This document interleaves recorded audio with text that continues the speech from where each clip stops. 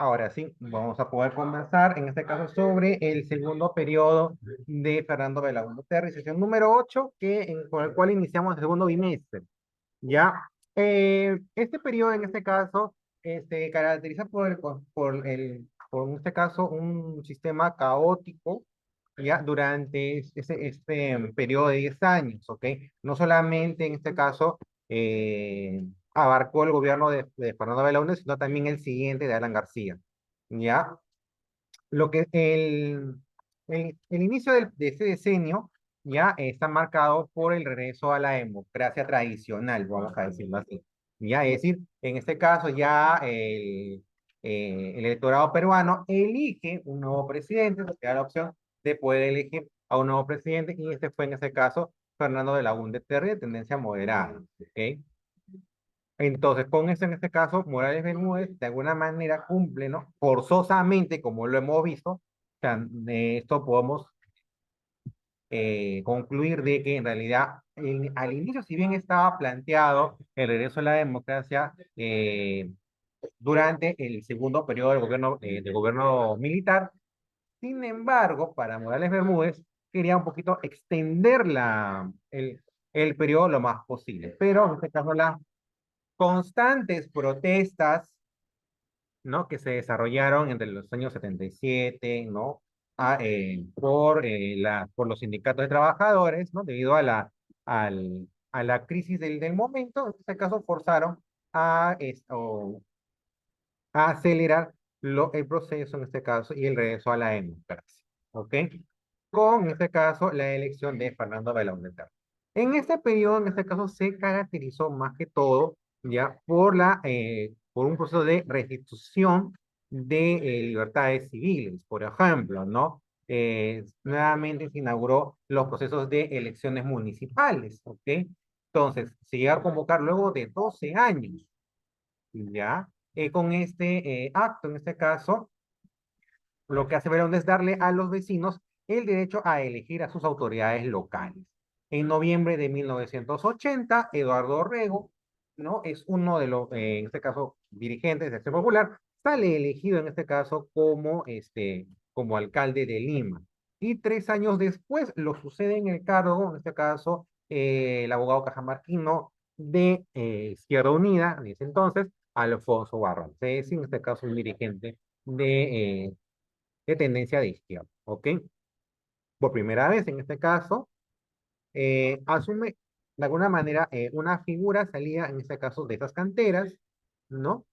Y de alguna manera, si bien no sé, en 3 años, lo más probable es que de repente estos primeros alcaldes, actualmente ya el periodo municipal es de 5 años, en ese tiempo eran de 3, y en este caso tal vez poco pues se podía esperar poco de ellos, ¿no? Una de las obras, de alguna manera, que hasta la actualidad continúa en cuanto a esta Alfonso Barrantes, fue, por ejemplo, que implementó el programa de vaso de leche, ¿no? Que era un programa asistencial para, en este caso, familias de muy escasos recursos. En el aspecto económico, cuando Manuel Ulloa asume la cartera de Economía y Finanzas, la economía peruana ya, en este caso, traía ya una carga muy pesada, una inflación que no bajaba del 60%. Si ahorita estamos un poquito agobiados por una inflación que va a llegar aproximadamente al 10%, imagínense en los años 80 una inflación con el 60%. Entonces era más complicada la situación en ese entonces, ¿ok? Además de una deuda externa voluminosa, y además también el aparato estatal, que en este caso era cuantioso y representaba más una carga para, en este caso, la economía, ¿no? Y eso que no hablamos ni siquiera de de quienes han estado en esos cargos, ¿no? En fin. Entre las principales medidas que tomó este gobierno para poder afrontar los problemas económicos fue, por ejemplo, controlar la inflación, disminuir el déficit fiscal, es decir, el endeudamiento, ¿ya?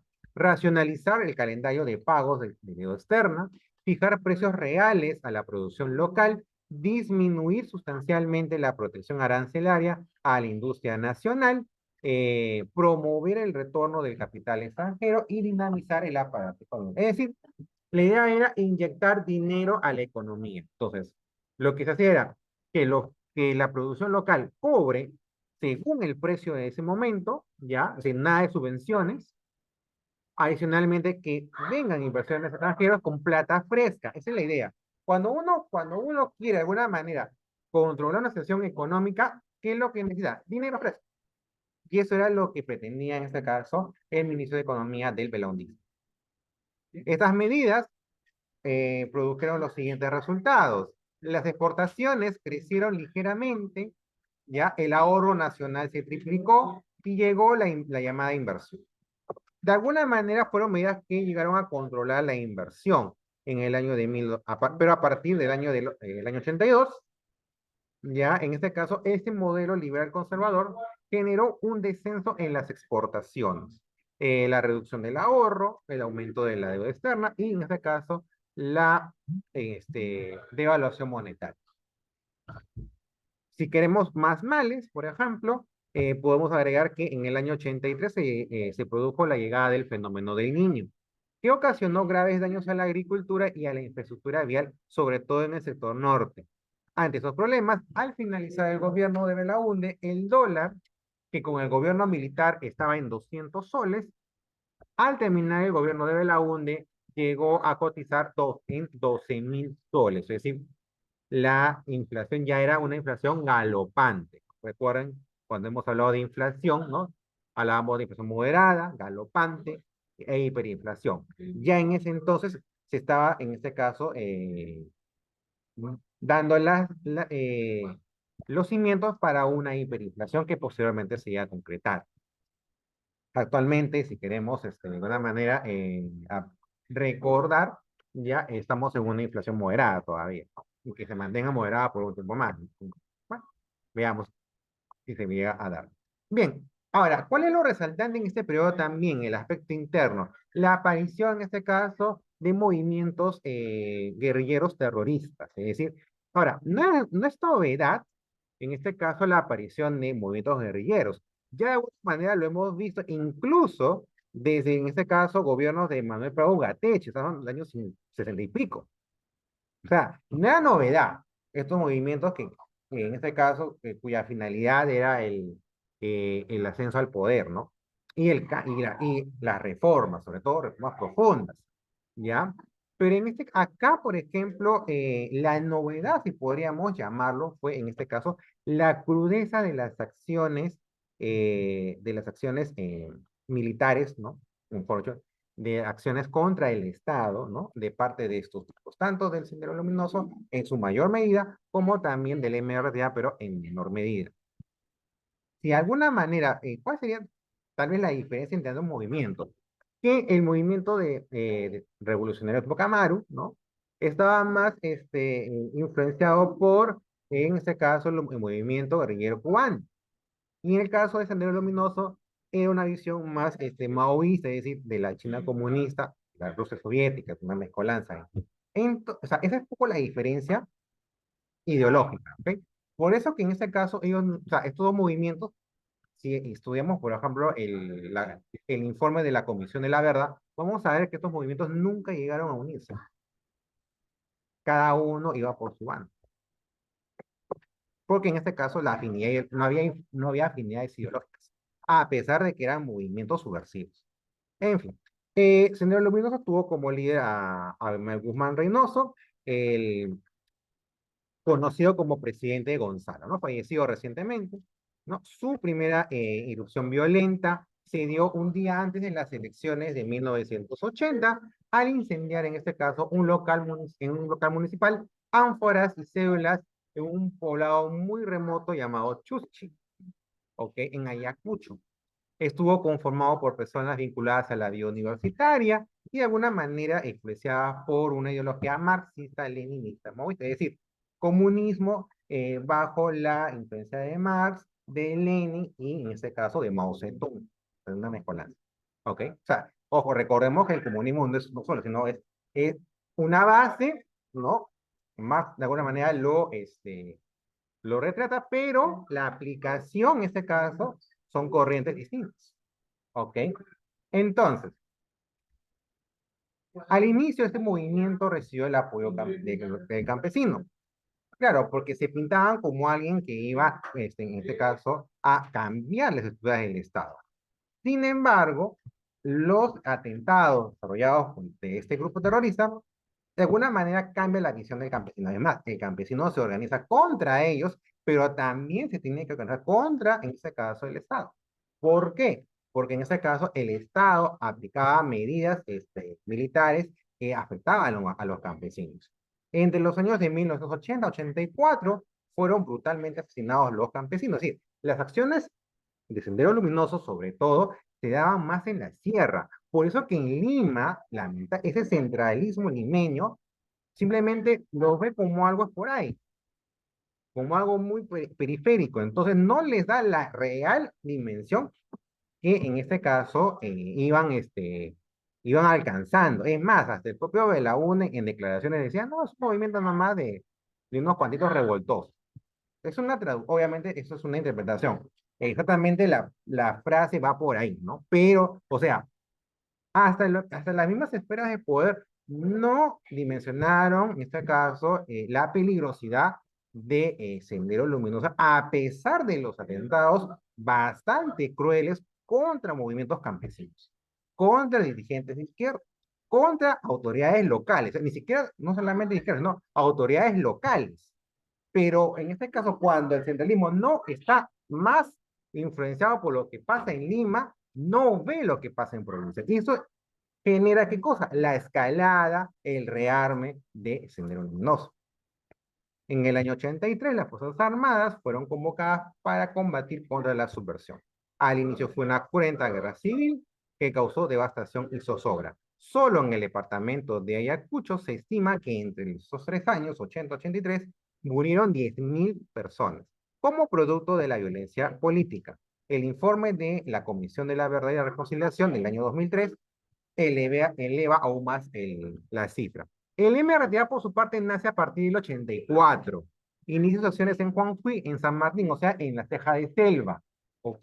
Su líder fue Víctor Polay Campos, en este caso, bases apristas. Polay Campos, su familia de Polay Campos, tiene bases apristas.